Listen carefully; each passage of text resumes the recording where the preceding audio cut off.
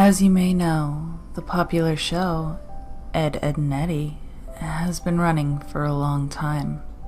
However, between October 7th, 2003 and October 21st, 2003, episode 34 was accidentally released 1 week before it was scheduled to. It was known to some around the office the primary writer had been sick with the flu. Instead of going on to make episode 34, the show was supposed to replay episode 1. At 5 a.m. Eastern, people reported a very disturbing new episode premiering on Cartoon Network. Some children were unfortunate enough to see it. Apparently, the quality of the episode was mediocre when held to the regular standards. Animation was choppy, sound was constricted and very muffled, and reports of line running up and down very similar to a crappy VHS tape were received. Scenery was described as overwhelmingly dark and depressing, without changing props and other background objects, and stormy looking. Characters also behaved oddly. Instead of the normal goofy hijinks inspired personalities, viewers complained that they seemed extremely agitated, gratuitously hateful towards each other, and constantly about to begin sobbing after the lines. The protagonist also had a very bad lisp. No one knows why. But he spoke with a sexual tone that further bothered the viewers. I was one of these viewers.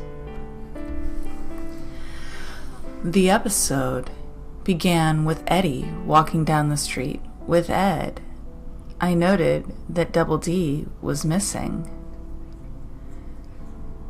There was an angular shot coming from in front of the two to show them walking towards the viewer. He, Eddy, was wearing the angry look he does when something goes wrong. His eyes were red around his iris. Ed looked absolutely forlorn and practically dragged behind Eddy, tears in his eyes, which were both lazy and looking in opposite directions outwards. Kevin, the series antagonist, was riding his bike opposite the Eds, towards them.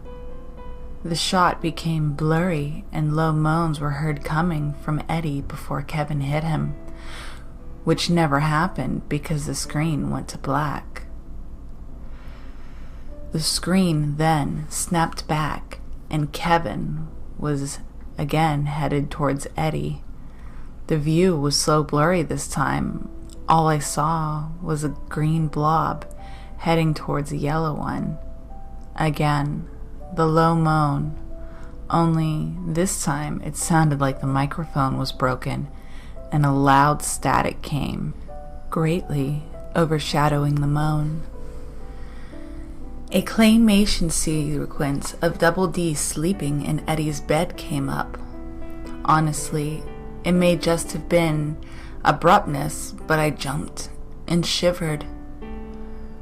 Waking up and getting out of bed, he moved oddly around the circular room, the first pitter-patter of footsteps being the only audio.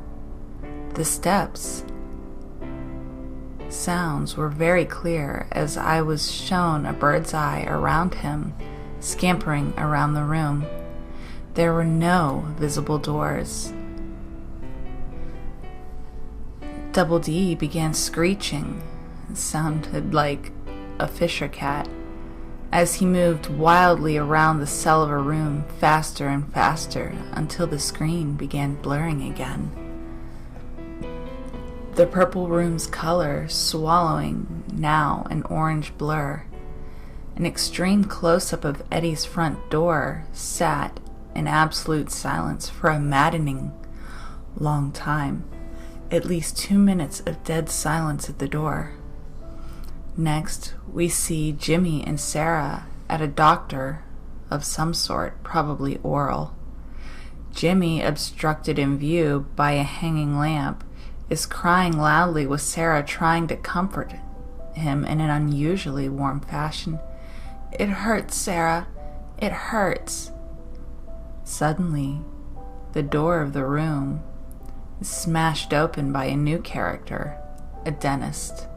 His face isn't shown because he was tall enough to be out of the shot. Sarah was escorted out of the room. Jimmy was shown. His headgear was mangled, the front bent upwards, stretching his lip very high, tearing proportions. In front of his gums was trickling blood. The teeth were missing.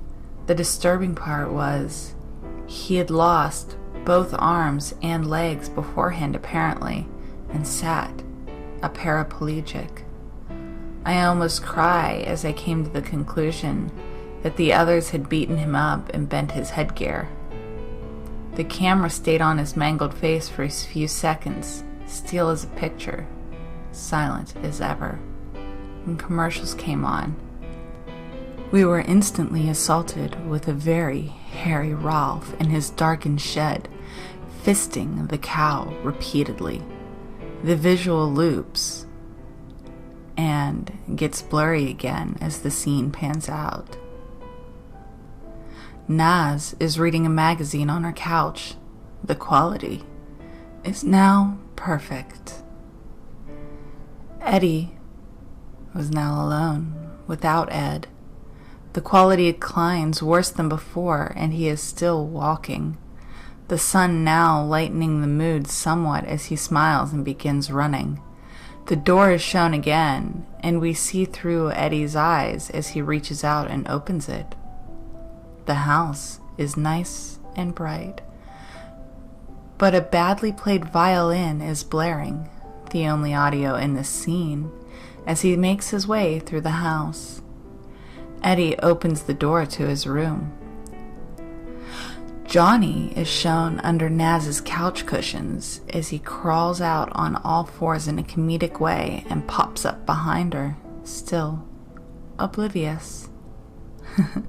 I laughed because someone forgot to draw on his eyes, and I thought of a mole. Suddenly, I stopped laughing as he started swallowing her head, still in a cartoonish fashion, of course, but this was different. He and she stayed like this until she started kicking and struggling. Johnny held her like this until she went limp. A zoom in on his face revealed extremely small, human eyes. Double D was laying on Eddy's floor, no longer in claymation. The camera showed Eddy's house for the remainder of the episode, about 3 minutes, and the next program began on the spot.